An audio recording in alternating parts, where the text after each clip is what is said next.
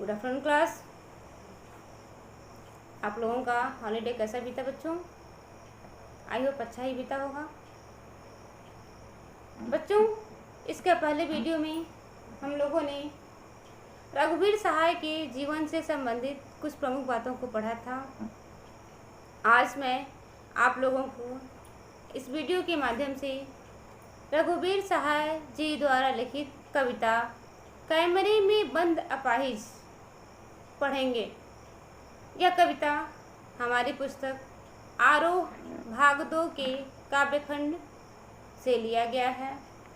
इस कविता में रघुवीर जी ने समाज के उन वर्गों के बारे में बताना चाहा है या उनके दुखों का वर्णन कर रहे हैं जो अपाहिज हैं, जो शारीरिक रूप से विकलांग हैं, असक्षम हैं शारीरिक रूप से या मेहनत के कार्य करने में।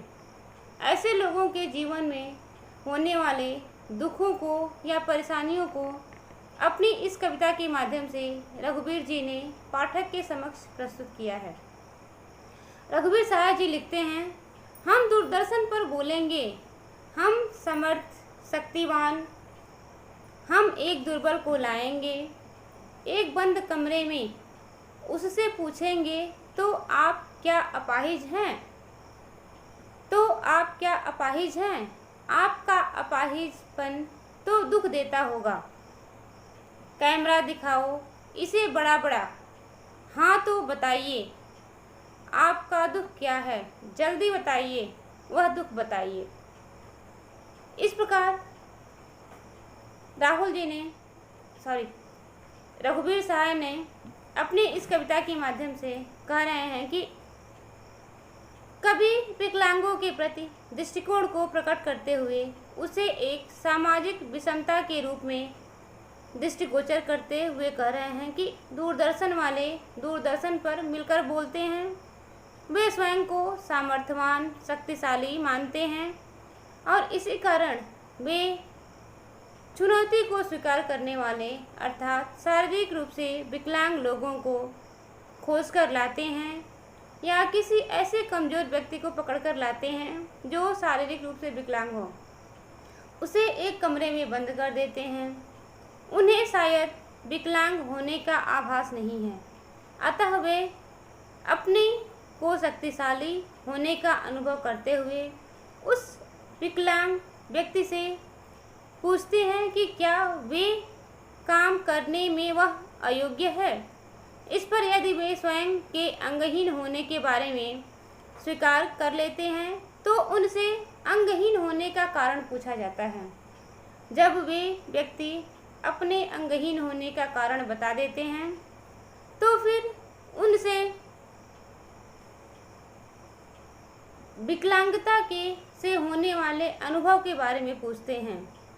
इस पर यदि वह व्यक्ति अपने अनुभव को व्यक्त करते हुए कुछ कह देता है या नहीं कहना चाहता तो उससे वे लोग किसी अन्य तरीके से कहलवाना चाहते हैं। यदि वह व्यक्ति अपना अनुभव बताता है तो उसे दुख होता है। यदि वह कहता है कि यह विकलांगता मुझे दुख देती है तो दूरदर्शन वाले अपने लक्ष्य को प्राप्त करते हुए दिखाई देते हैं। वास्तव में वे उस व्यक्ति से यही तो कहलवाना चाहते थे कि उसका जो अपाहिजपन है, उसकी जो विकलांगता है, उसके लिए कष्टदायी है, उससे उन्हें दुख मिलता है। इसी कारण उसके सामने बड़े बड़े कैमरे लगा दिए जाते हैं और उस विकलांग से उसके काम करने के लिए असमर्थ होने से उत्पन्न होने वाले दुखों के बारे में पूछते हैं। साथ ही उस दुख के बारे में पूछने के लिए शीघ्रता करते हैं, किंतु वह निर्बल कमज़ोर व्यक्ति किसी भारी कार्य को करने में अयोग्य व्यक्ति अपंगता के कारण होने वाले दुख को कैमरे के सामने प्रस्तुत नहीं करता या नहीं कहता तो वे लोग उसके बातों को दोबारा कहलवाने का प्रयास करते हैं।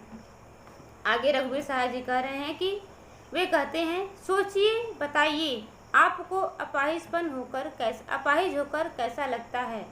कैसा यानी कैसा लगता है। हम खुद इशारे से बताएंगे कि क्या ऐसा। सोचिए, बताइए, थोड़ी कोशिश करिए, वह यह अवसर खो देंगे।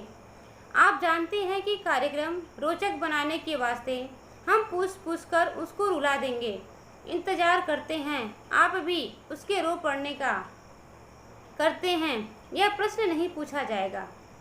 यहाँ पर रघुवीर सहाय जी यह कह रहे हैं कि दूरदर्शन वाले उस अपाहिज व्यक्ति से पूछते हैं कि विकलांग होकर या अपाहिज बनकर उन्हें कैसा लगता है।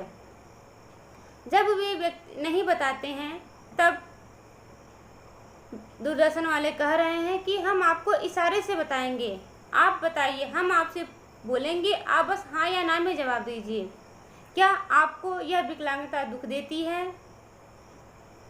इस पर भी यदि वह व्यक्ति नहीं कुछ बोलता, तब वह कहते हैं कि आप थोड़ा सा कोशिश करिए, थोड़ा प्रयास करिए अपने दुख को समाज के सामने लाने का, अन्यथा आप इस अवसर को खो देंगे।